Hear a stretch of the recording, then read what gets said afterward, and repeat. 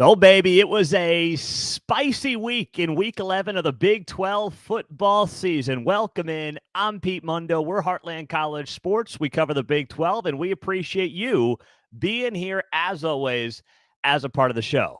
Well, that was quite a week 11, and you know where this show has to start, right? It's a week 11 Big 12 reaction show. It is starting in Salt Lake City with the Holy War. We're going to get right to it. I don't waste time on this show. The only thing I waste time doing is telling you and asking you to subscribe and hit that thumbs up and subscribe on Apple and the podcast and leave a 5-star rating and review. And by the way, for those of you wondering, I'm coming on later on Sunday. I was at Arrowhead for the Chiefs game today, and, well, that was a doozy. If you didn't see it, the Chiefs win the game by blocking a 30-yard field goal by the Broncos as time expired. So normally I come on Sunday afternoons. This one we're coming on Sunday nights. But hey, if this show does better, maybe I'll start coming on Sunday nights and do the live show then. Either way, thank you for being here. Okay, so let's jump right into the Holy War. BYU ends up with a close nail-biter win over Utah. Speaking of walk-off field goals, 22-21. The story, unfortunately, came after the game, when Utah Athletic Director Mark Harlan absolutely embarrassed himself. That was, in covering the Big 12 for well over a decade now, the most embarrassing display by an AD immediately following a game that I have ever seen. He goes out there, he takes the podium, which is weird for an athletic director to do, and he starts crying about the officiating. Specifically, he's talking about a holding call called against Utah on a 4th and long that ended up costing Utah what would have been the game-winning sack. And as a result, the drive was extended. What happened then? Well, BYU took the ball down the field after that holding penalty that extended the drive, and they kicked the game-winning field goal. And what you had was an unbelievable situation transpire, where the AD takes the podium and says some of the most ridiculous stuff an AD can say in that spot. Mark Harlan goes on to say, I've been an athletic director for 12 years. Congrats, Mark. You want a trophy? This game was absolutely stolen from us. He says, we were excited about being in the Big 12, but tonight I am not. We won this game. Someone else stole it from us. I'm very disappointed. I will talk to the commissioner. This was not fair to our team. I'm disgusted by the professionalism of the officiating crew tonight. Well, Mark Harlan should not be excited about being in the Big 12 anymore because his team blows. They're 1-5. You didn't win the game. If you won the game, you would have won the game. You didn't win the game. You lost the game. And you can talk to the commissioner, but the commissioner told you to pound sand tonight and fined you $40,000. And then when you say it wasn't fair to our team, what you did was an embarrassment to your team and your fan base and your entire university. On top of that, you're disgusted by somebody else's professionalism? Are you freaking kidding me? I don't like the curse on this show. I'm close to doing it. I'm really close, but I don't want to do it because I know a lot of you listen to the show while you've got kids in the car. It's on in the background. And with 3 little kids myself, I get it. But I'm close because this has me so fired up. You're going to call out an entire conference, act like you're too good for the Big 12, Mark Harlan? What an embarrassment. Bro, your team's 1-5. You were the preseason pick to win the league. And if you wanted to win the game, how about your team scores a single point in the second half and we're not having this conversation? Instead, what happened in the second half for Utah was nothing.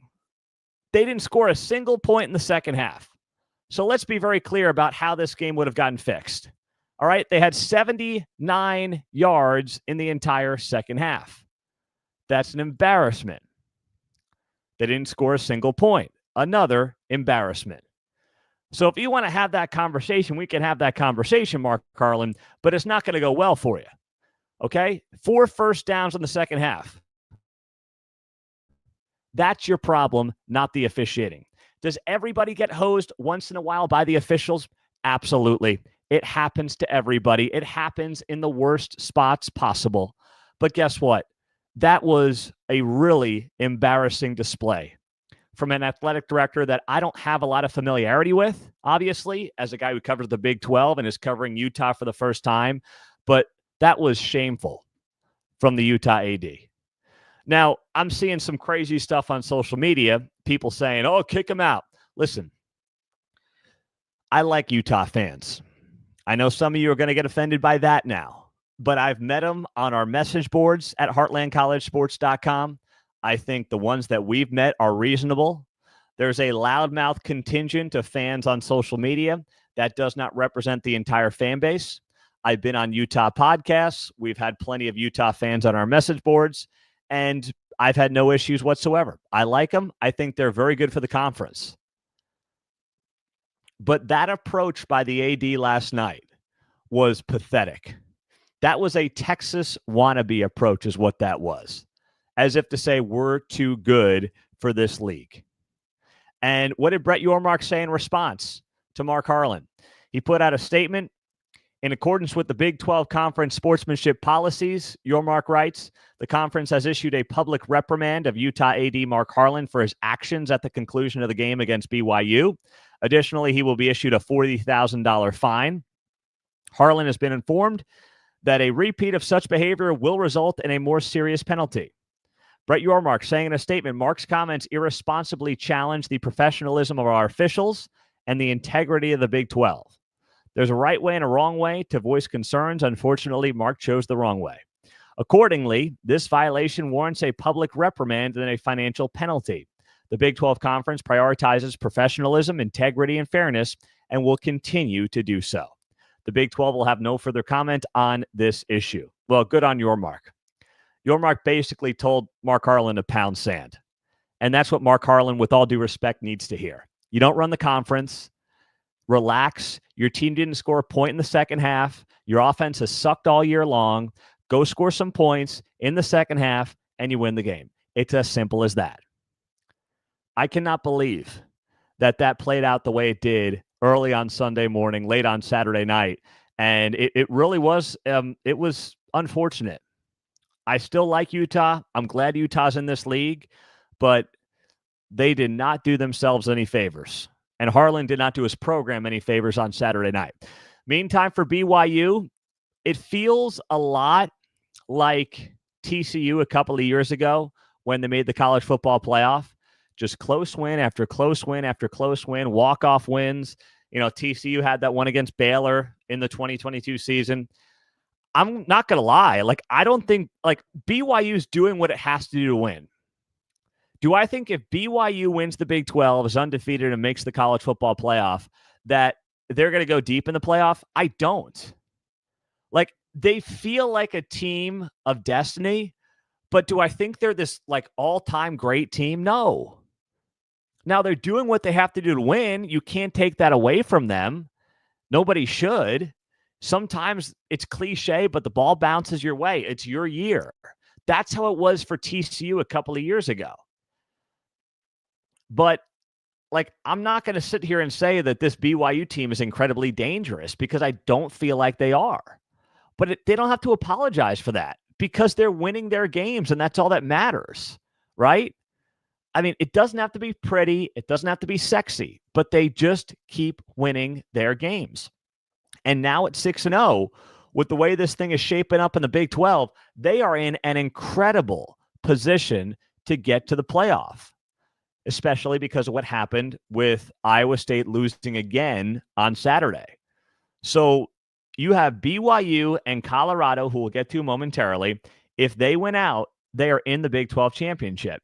And even if BYU loses one of their next 3 games, they're in the Big 12 championship, right, with 1 loss.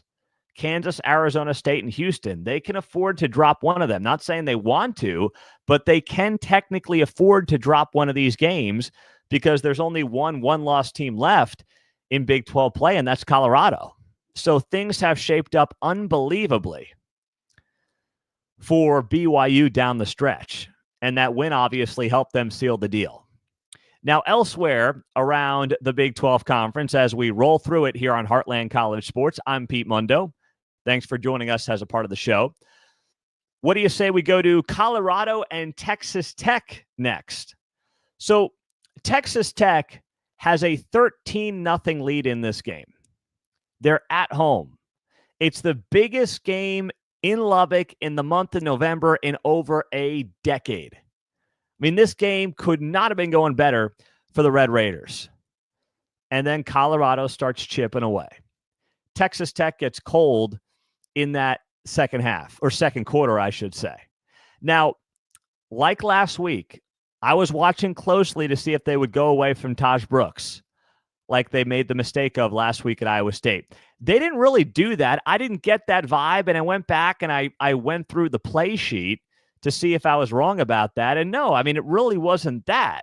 They just got cold in that second quarter offensively, and Colorado, as it's done through a lot of the season, made some good adjustments.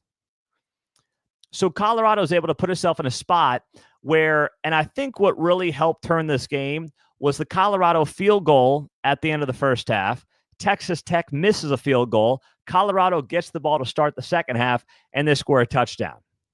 Now, Tech responds with a touchdown, but that got this offense going, and they took their first lead early in that third quarter, and that, it felt like, set the tone for the Buffaloes the rest of the game, as they scored 3 straight touchdowns in the second half on their first 3 drives. And then Texas Tech is playing from behind. And 2 things. Texas Tech doesn't really want to play from behind. They're not a great team playing from behind. And secondarily, Colorado is happy to obviously have its opponent play from behind, because what does that do? That opens up that pass rush. And the pass rush has been outstanding all season long for the Buffaloes. They lead the Big 12 in conference play and overall in sacks. They now have 26 sacks in 6 games. They had 6 sacks and 10 tackles for loss. Warren Sapp is building up that D-line, and it's pretty nasty when you watch it unfold. And that's what you saw happening in large part during that second half for Buffalo. Everybody can talk about Shedeur Sanders and Travis Hunter, but it was really that defensive line that got this thing going. McNeil, Walker, Wade. I mean, those guys were just absolute monsters up front for the Buffaloes. And they're the ones who helped turn this game around in that second half and keep Texas Tech at bay in that second half. And then even when Texas Tech scored a touchdown late, got it to a 1-score game, they force a 3-and-out. They've got a chance. They're deep in their own territory. And with a minute left, Baron Morton gets stripped, and Colorado returns it for a touchdown to win by 2 scores. So it might have been a little closer than the box score indicated. Luckily, if you're a bettor, that scoop and score had 0 impact on the game itself when it comes to the spread. I think it was Colorado minus 4.5. That would have been a really bad beat at the end of that game. That's not how it played out. But I'll tell you right now, Colorado, and this is the dangerous part for Colorado, when you've got a ton of transfers, when it starts clicking, it's just going to continue to get better and better and better, and that's what you're seeing right now. Now, Joy McGuire was also upset with the officiating, and he cited multiple things, and I get it. I understand it. But there's not like a call that I look back on that game on and say, what if? Right? I mean, maybe you do. You tell me. But I'm looking at this team at home, and I'm saying, 2.5 yards a carry, 3 turnovers in this game, by the way. You lose the turnover battle on your home field, 3-0. And, oh, by the way, do we want to talk about going for it on 4th and 5 from your own 31-yard line? Should we do that? Let's do that for a second, shall we? Okay, let's go there. I know some of you didn't want to go there, but let's go there. Let's go there. Okay, this came, I want to make sure I had the time right. This came, here we go. Late third quarter, 3:16 to play. Tech is down 24-20. They've got a 4th and 5 at their own 31-yard line, and they go for it. I don't care what the analytics say. That's just stupid. And here's the main reason it's extra stupid in this case. Colorado had just scored 2 straight touchdowns. Okay? Your defense is worn. Your defense is tired. They were long touchdown drives. You had a 9-play drive for 75 yards, and then they had a 7-play, 73-yard drive. Your defense is worn out. Now, you might say, Pete, that's why you got to go for it, right? You got to go for it there, because if not, you got to try to extend your drive, get your defense some more rest. No. You punt the ball, and you say, fine. If you're going to score 3 straight touchdowns on us to start the second half, you're going to have to work for it. I'm not giving you a short field here. Your offense is humming. That's great. But I'm not going to give you a 30-yard field to score a touchdown when we're down 4 points at home. And the other thing is, I almost get it on the road. It's probably worse on the road, but I at least almost get being more aggressive on the road. You're at home. Your fan base is fired up. Lubbock was rocking on Saturday afternoon. Let your defense and that crowd noise try to help Colorado slip up. I thought Texas Tech's defense deserved that moment to try to make a stop with a long field. I know you can make the argument of the Tech defense was starting to struggle. Fine, but don't put them in that kind of a spot. And then what happens? Well, 3-4 plays later, Colorado scores a touchdown. They go up 31-20. I mean, I don't get it. I don't get it whatsoever. And that was one of those plays where I know Joe McGuire's been doing this forever. Like, if you've been following Tech and following the Big 12, you know that Joe McGuire is going to go for a 4th and 5 at some point. It seems like a couple of times during the season inside his own 40. But that one, based on where the game was, where the momentum was, the flow of the game, I didn't understand. I didn't.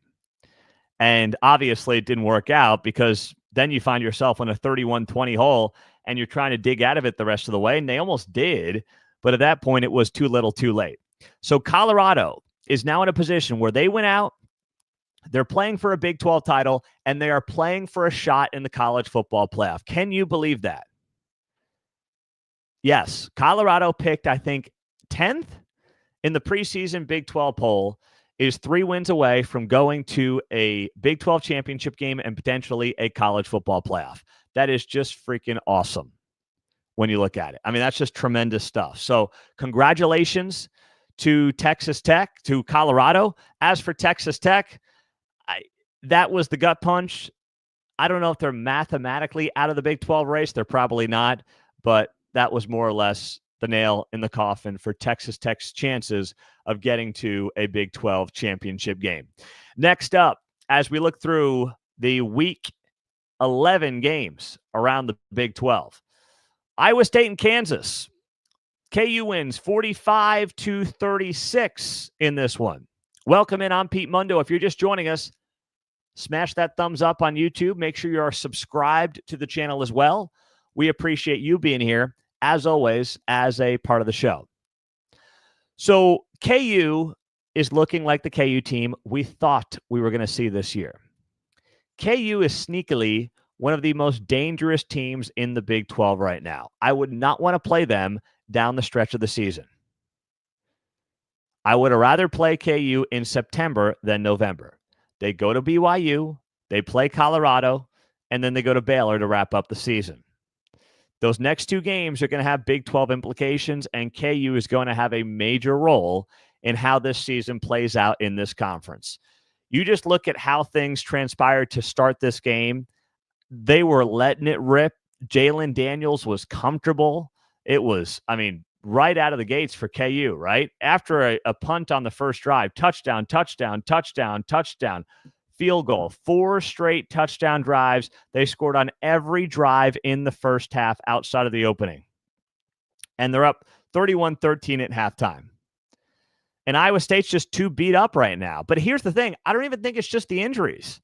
Like, Iowa State feels like it's been exposed in large part. They were getting away with it for a while. They got past the injuries. But then you look at it and you say to yourself, okay, this team on the defensive side is not the Iowa State team that we've been used to seeing. Iowa State giving up 237 rushing yards, over 5 yards a carry, but that's not unusual. Iowa State has not had a good run defense all season long, and that is something I mentioned in the preview show about Iowa State going up against Kansas. With Daniels clicking, Devin Neal in the backfield, I didn't like, and don't forget Highshaw, I did not like this matchup for the Cyclones. The only thing I liked in Iowa State's favor was that it theoretically was going to be a bounce-back game, and there'd be a ton of Iowa State fans at Arrowhead Stadium. I couldn't tell because obviously the stadium wasn't close to full. Couldn't really get a vibe for what the breakdown was of Iowa State to KU fans, but it didn't really matter. I mean, Kansas obviously just dominated this thing in the first half. And then for the second half, I start bouncing back to that Colorado-Texas Tech game once it looked like the game was totally out of reach, which it was. Now, you want to say Iowa State kind of made it somewhat close there at the end? Not really. I mean, they got a nice garbage time touchdown, but it really wasn't all that close of a game. So credit to Lance Leipold. Here's the takeaway from this game. Lance Leipold and these guys did not give up. And Iowa State now needs help down the stretch to make the Big 12 championship. They are not controlling their own destiny. Frankly, I don't think they're winning out, so I don't think it really matters. They've got Cincinnati at Utah versus Kansas State. None of those games are cakewalks. Even the Utah game is not a cakewalk. It's on the road. So I just think Iowa State's very banged up. And we saw a Kansas team finally start clicking. I mean, I said last week they were the best 2-6 team maybe ever. They had a point differential coming into this game of plus 40-something, which no team with only 2 wins at this point in the season had in like decades. I heard that on the radio broadcast on Saturday. I wasn't surprised by it. I mean, they're a pretty good team. They just blew a lot of fourth quarter leads. 5 of their 6 losses, they led in the fourth quarter, and the 6th one, they led with 2 minutes left in the third quarter. That was the TCU game. So all in all, it's like if you're watching the games, you know Kansas is capable. It would not shock me if Kansas wins out and is bowl eligible after the way this season has gone. So, but obviously the game had major ramifications in the Big 12 race because now Iowa State needs help. You've got West Virginia, Arizona State, Kansas State, and Iowa State, all 4-2 in conference play. 1 game behind Colorado at 5-1, and 2 behind BYU at 6-0. Elsewhere, let's keep bouncing around the Big 12 schedule from Week 11. Let's talk a little Arizona State and UCF. Let's do that game here next up. So I watch this game, and I say to myself, how did Arizona State win it? And before you get offended by that, if you're an Arizona State fan, I mean that as a compliment. And I think if you were watching that game, you'd probably feel the same way. How did we win that game? We were outgained by 150 yards, right? I mean, RJ Harvey was doing, especially in the second half, anything he wanted. But Arizona State won the game, and they're undefeated at home. And I credit Sam Leavitt. Sam Leavitt had that freshman moment that every young quarterback needs to have. Not that he hadn't proven himself, but he had that great touchdown drive midway through the fourth quarter. They're down 3. He leads Arizona State 71 yards down the field. And I went back and I looked at it.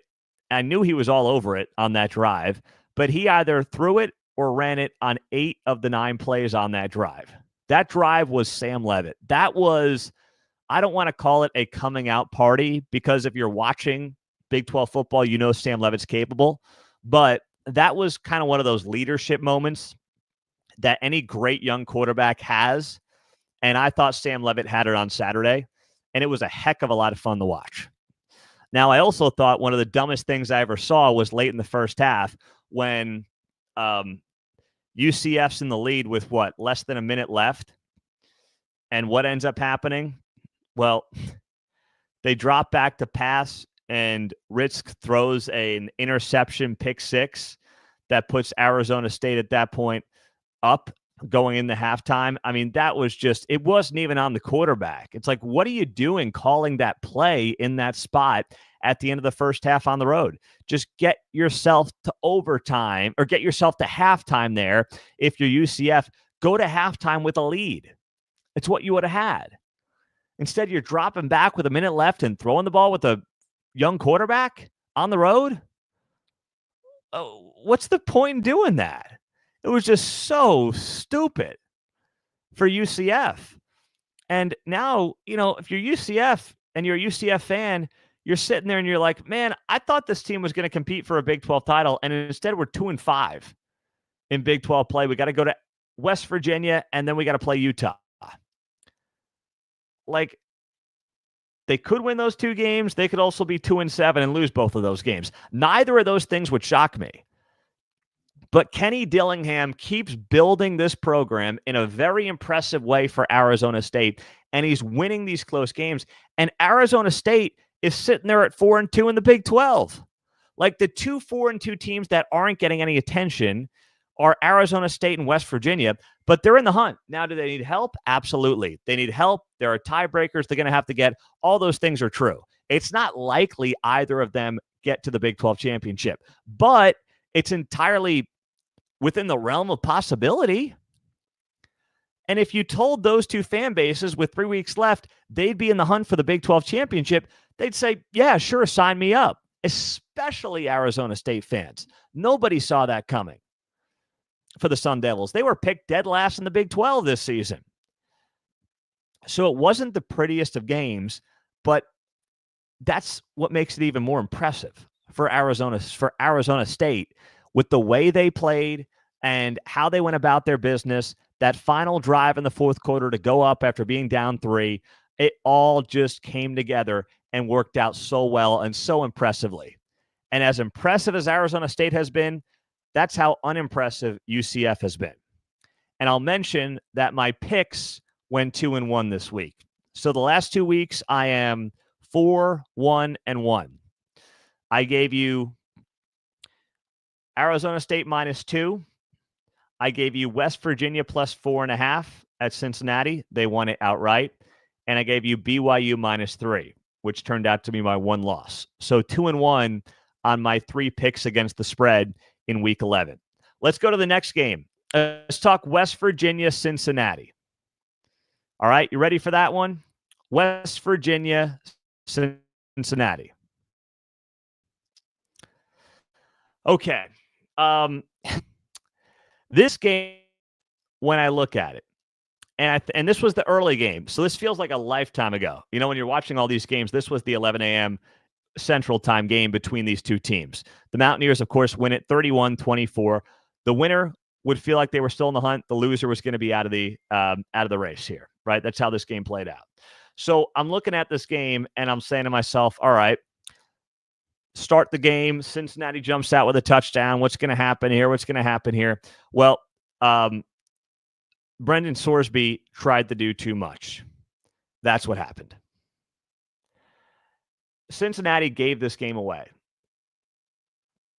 Now, West Virginia took advantage, obviously, but Brendan Sorsby, in many respects, made some boneheaded decisions, and it cost his team.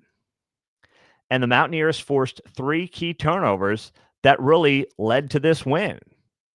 There's no other way to put it. I mean, and Sorsby, I think that Sorsby is a guy who should know better. I know he's still a young player, but he's home.